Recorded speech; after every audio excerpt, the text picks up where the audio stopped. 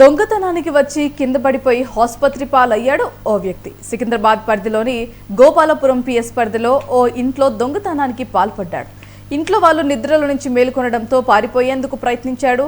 తొందరలో మెట్లపై నుంచి జారి పడిపోయారు. తీవ్ర గాయాలు కావడంతో హాస్పిటల్కు సమాచారం ఇచ్చారు. ఆసుపత్రికి తరలించి చికిత్స అందిస్తున్నారు.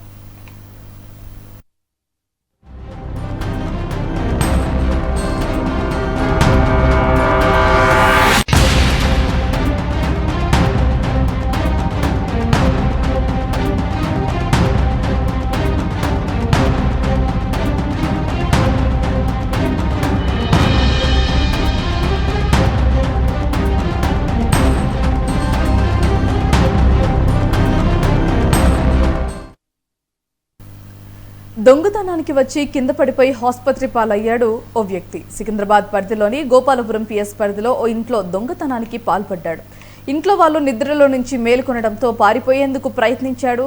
తొందరలో మెట్లపై నుంచి జారి పడిపోయాడు. తీవ్ర గాయాలు కావడంతో పోలీసులకు సమాచారం ఇచ్చి ఆసుపత్రికి తరలించారు.